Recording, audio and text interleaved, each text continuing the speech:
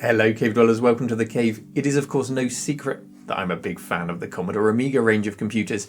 The Amiga 500 restoration all of those years ago really propelled this channel to where it is today and brought a lot of you viewers with it. So I'm sure you're as pleased as me to see this in the Cave, a Commodore Amiga 4000, my very own. We have seen a 4000 in the Cave before when Ravi came to visit with his, but this is mine. I've finally got hold of one.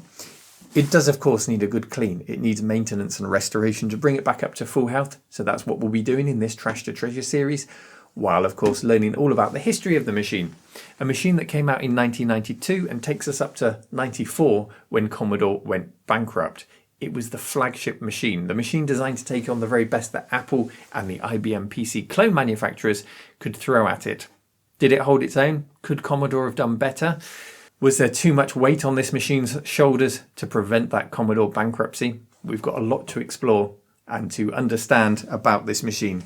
So, you know what that means? Let's take it over to the lab, let's tear it open and see what's inside there, and let's begin our history lesson on the Commodore Amiga 4000. And before we continue, this episode comes courtesy of PCBWay.com. Did you know that just like you don't need to be a CAD designer to use a 3D printer, you don't need to be able to design circuit boards to use PCBWay. You can browse their ready-made projects, hit a button, and it will be delivered to you. And here are some examples that I found on their projects page. There's this Pi 1541 hat to convert your Raspberry Pi into a disk drive for your Commodore 64. There's this board to convert your Amiga keyboard to USB, and you can use it then with modern systems or a Vampire, whatever takes your fancy.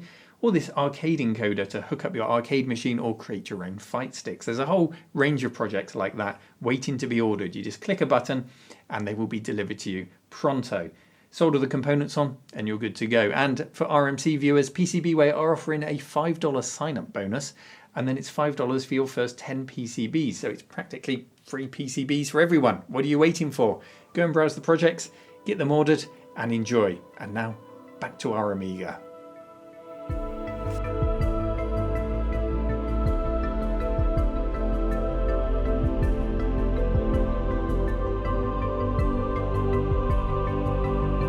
Just look at it. This poor old Amiga looks like it's escaped a nursing home with toilet paper stuck to its foot and food all over its face. I can't wait to restore its dignity. It's a big box Amiga, but as cases go, this feels really quite compact. And as we look around it, it shares many ports that we see on other Amiga computers. On the side, we have the DE9 ports for your mouse or joystick, or maybe even a light gun if you're so inclined. And around the back, we get to see our first look at a honking big power supply unit on the left-hand side. That's certainly not a form factor shared with IBM PCs of the time. And a range of ports, all nicely labelled up, adorn the back of the machine, including serial, parallel, external floppy drive, video and audio ports. The keyboard socket is a 6-pin mini DIN socket and not the PS2 socket you might find on IBM PCs, although it does look very similar.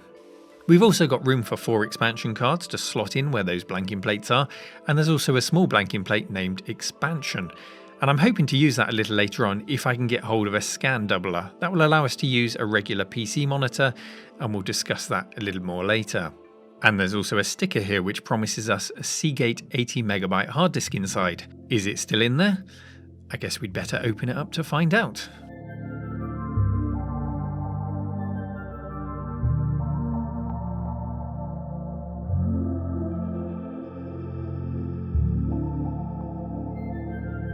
The compact nature of the case means everything is really quite tightly packed in here. This would be extremely crowded with all 4 expansion cards fitted, but as it stands we've only got one quite small card installed, and that's an IDE controller. It handles access to devices such as hard disks and CD-ROM drives, and it's a nice bonus to have. It expands upon the machine's own on-board IDE controller. Why did we need another one? Well, because we've got 2 hard disks in here, so above and beyond the 80 megs we were promised, and they occupy that onboard IDE port, so the additional card is used for the CD-ROM drive. And what we have in our hard disk bays is a Western Digital Caviar 2250, that's a 255MB disk, and a Maxtor drive with a 1.08GB capacity. Around 1.2 gigs in total then, and these really are prime candidates to be replaced with a single compact flashcard solution if they haven't already self-destructed, as most drives of this age already have.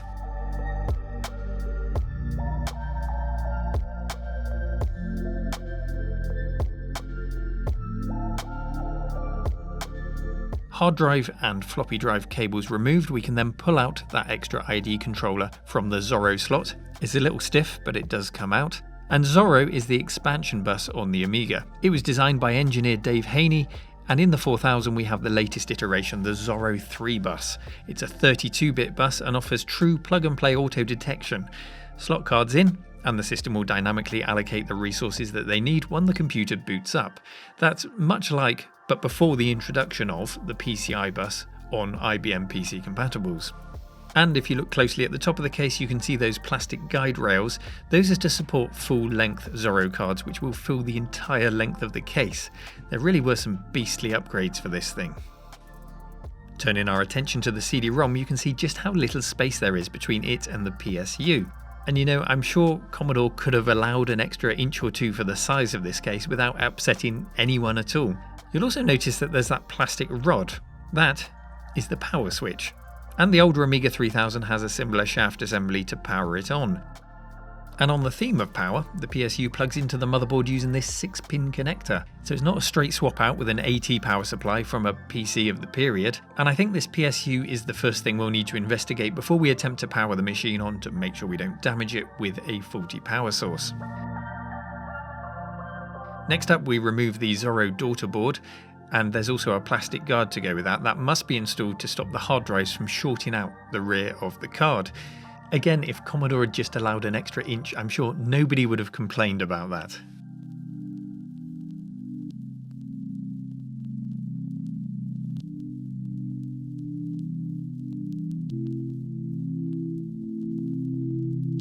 To remove the 5¼ inch and the floppy bay, we need to gain access to some screws by removing the front fascia. Something to do very cautiously in case the plastic clips are brittle, but I had no such problems today. It came off nice and easily with no damage. And then we just feed the cables out for the power and disk activity lights, as well as the cable for the lock. This sadly didn't come with a key, but I'm sure it can be easily sourced if we really want to be able to lock our A4000. Something I've had no desire to do until I've just mentioned it, and now I really want a key so that I can turn my Amiga on like a car. I'm going to need to find one, aren't I? Still, at least it's not in the lock position. The floppy disk drive here is a high-density model. This supports disks up to 1.76 megabytes, as opposed to the 880K drives found in most other Amigas, and that's a little more than IBM PCs of the time with their 1.44 megabyte drives. Yeah. Eat my extra 320k PC owners, and my crusty finger juice. Yuck. Let's get this whopping PSU out of the way so that we can remove the system board. The PSU contains no serviceable component inside, apparently. Like that's ever stopped us before. And it's rated at 145 watts. Seriously though, please don't kill yourselves. This being a fancy multimedia computer with its CD-ROM drive, we have an audio cable connecting the CD drive up to the system board to mix any CD audio in with the output of the sound chip that's named Pooler, and it squirts it out of the phono audio sockets mixed down with that audio generated by the computer. Now you may be wondering what that other daughter board is. I know that I am, so let's pop it off. And it turns out that this is the CPU card. This means it's very easy to swap different CPUs in and out to upgrade the machine, and on the later cost-reduced Amiga 4000 or the 4000CR, the CPU is soldered onto the board as well as 2 megabytes of RAM, and I'm pleased to see that's not what we have here. We can see then that the beating heart of this Amiga is a Motorola MC68EC030 CPU, which I would expect to find running at 25 MHz. There's also a socket to add a maths coprocessor, and I can see no reason why we shouldn't add that to our list of upgrades for the series. The CPU card means we have an Amiga 4000 released in 1993 or later, as the original 1992 models had the more powerful 68040 CPUs in them and not the 030. And third parties would also release power upgrades like the 060 or the Power PC card to further increase your Amiga 4000 bragging rights. Let's finish taking this apart then and get the system board out of the case. We can give it all a clean and we can take a look at what the custom chips are and what they do.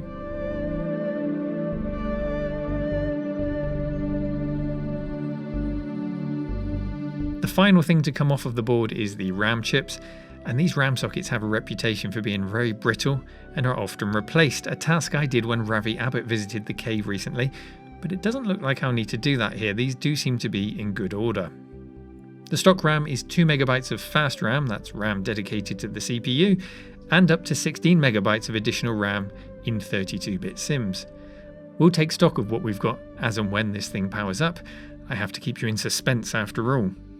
And there it is, our Amiga 4000 laid bare, ready for cleaning and a closer look. But first, as we've got to know the hardware, let's get to know a little more about the history behind why this machine exists.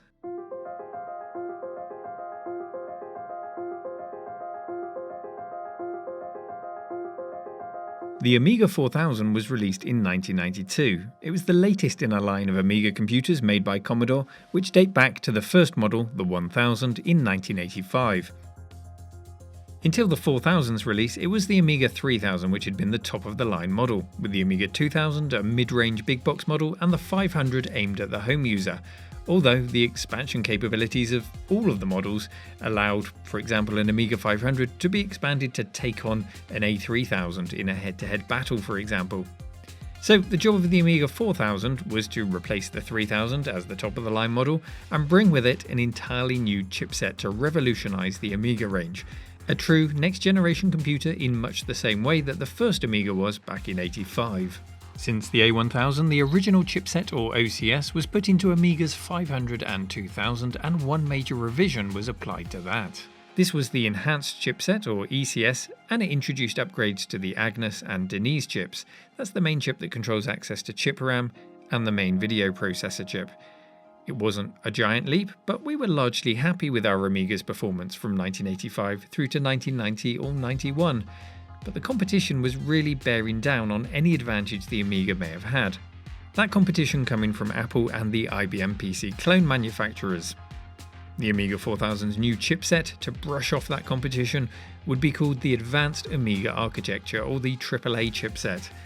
The magazines were excited about it, we were excited about it.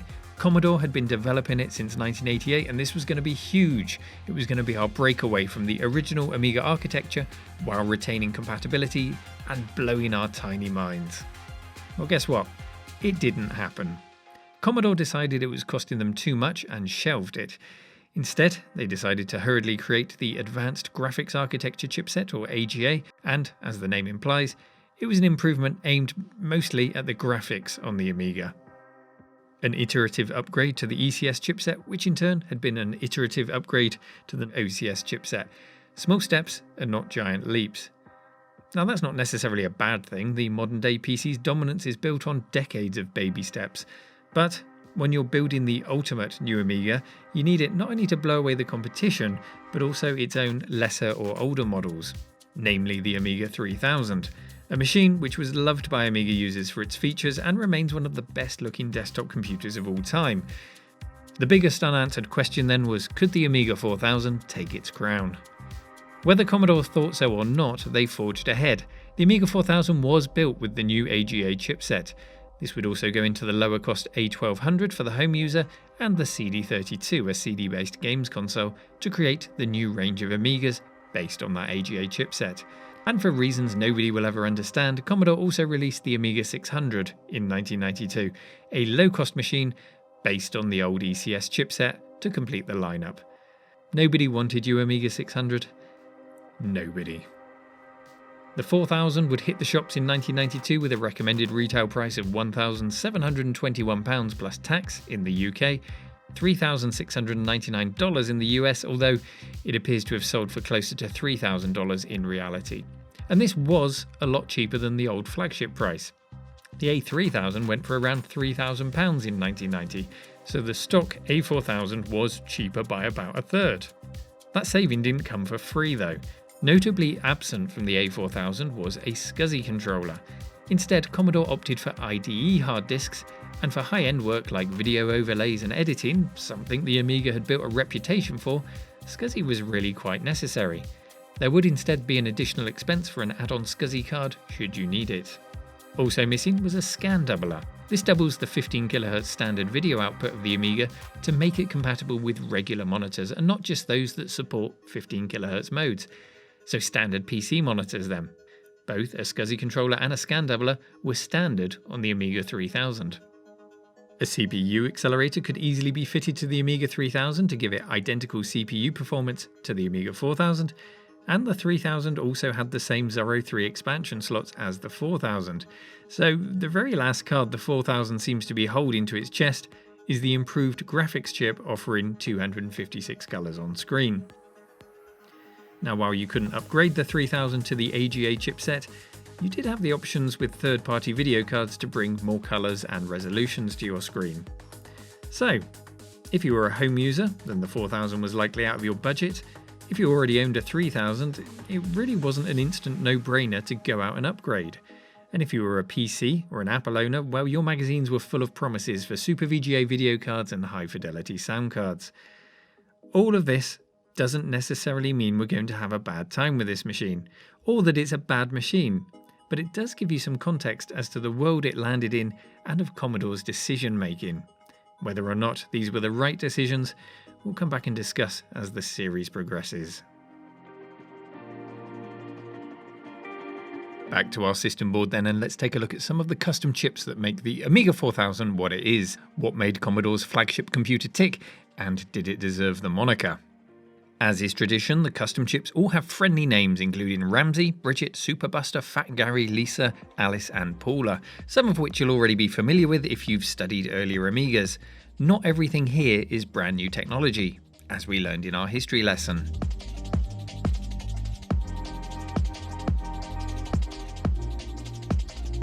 Let's dive down onto the surface then to summarise what each of these custom chips does. Now, they all need access to some RAM to do their thing, and Alice manages that. Alice replaces Agnes from the old OCS and ECS chipsets and controls around 25 DMA channels and manages the chip RAM addressing. That includes shifting rectangular blocks of memory around very efficiently and independently of what the CPU is doing, which is a key part of the blitter function, something that really helps with the Amiga's graphical power. The graphics handling ramps up in Lisa. This is the main graphics chip with support for hardware sprites and a range of video modes, mostly offering 256 colours from a 24-bit palette. But also there is the Ham 8 mode with 262,144 colours on screen. And Lisa replaces the chip named Denise in those older chipsets. Super Buster, it's not a trucker's breakfast, but the chip that handles the expansion bus. Buster. And this expands on the Buster chip found in the earlier big box Amigas, which performed the same task, but adds more features for Zorro 3 support and compatibility. And helping out with those bus duties is little Bridget here, which is a bus buffer. That's just a place to temporarily store data being moved from one place to another as multiple Zorro cards contend for attention on the expansion bus. Ramsey, not the chef, serves up RAM and DMA addressing, and its history goes all the way back to the A590 hard drive expansion for the Amiga 500, as it's particularly useful where SCSI disks pop up. It's another iteration of an existing chip, and by no means a revolution. And so too is Gary. The gate array found back in the Amiga 2000 and 500 has bulked up to become Fat Gary, and he contains control logic for accessing certain buses. Not the most exciting chip, but we love him anyway. Have another donut, Gary. The odd and even CIA chips are a common sight in any Amiga. They handle such things as keyboard, mouse and joystick input, and serial and parallel input and output. And the same applies to Paula, which is both a floppy controller and an audio chip, still serving up the same 4 channels of 8-bit sound that wowed us all the way back on the A1000 in 1985. Perhaps not so much in 1992 in a world of 16-bit Sound Blaster cards, but it was adequate. Poor Paula. And finally, I want to point out this redundant jumper promising a choice of 2 or 8 megs of chip RAM. This was for use with the never-released AAA chipset we heard about in our history segment, and so it provides absolutely no use to the AGA chipset that was delivered on the final A4000. What AAA looked like? Well, we may never know.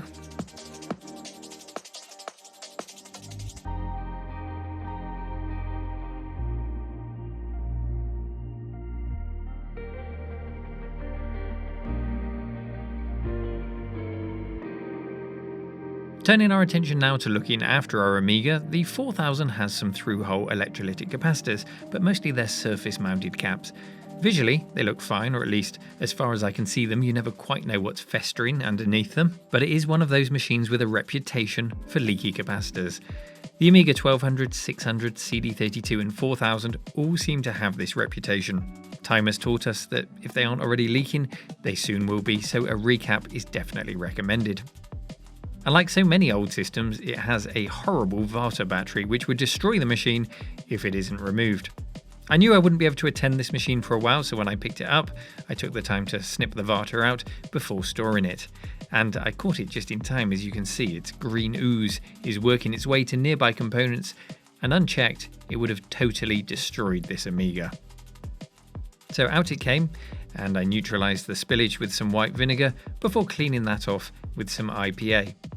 And that's the status of our Amiga 4000 today.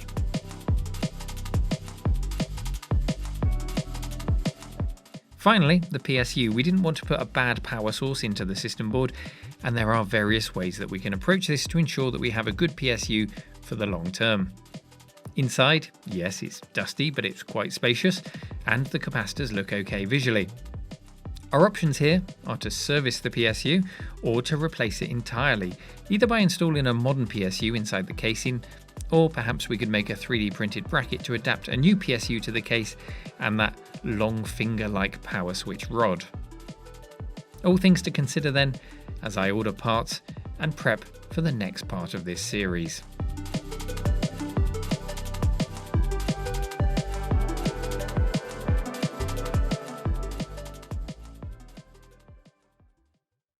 I know many of you will have been screaming at the screen today, show us the Amiga 1000 over here, and don't worry, it will get its own series. It's tremendously yellowed from certain angles and disgusting and filthy, and it does need all of the TLC it can get, and it will get it as others on the table here have done in the past. But for now, it's all about the Amiga 4000.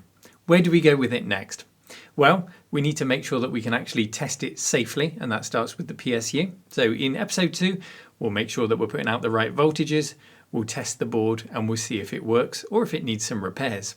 Then we can move on to preventative maintenance. If it's working, the Amiga 4000, just like the CD32, the 600, nobody likes you 600, and the 1200 have a reputation for bad capacitors. So it really is a case of not waiting for them to leak, just get it recapped. So we'll be doing that on the system board, on the CPU daughter board, and anywhere else that it needs doing. It will of course get a good clean to look as good as new, and then we can bring it all together. I've got a good monitor, I've got a mouse to go with it. What I'm missing, and maybe you guys can help me with this, is an Amiga 4000 keyboard. Yes, we can test it and we can make it work with an adapter to use a PC PS2 keyboard, and we can do that. But if we can get hold of an Amiga 4000 keyboard, that would be really cool. So if you've got any leads, do let me know in the comment section. And then from there, any upgrades in episode 3.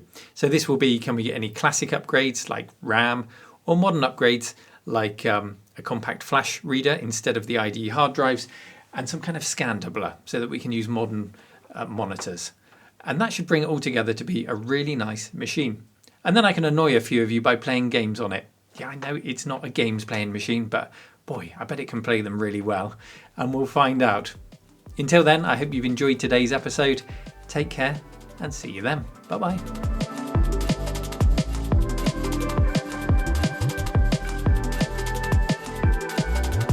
If you enjoy my content and would like to support The Cave while receiving a completely ad-free experience and access to releases 1 week before they go public, then visit patreon.com/retromancave and join the official Cave Dwellers. Thank you for your support.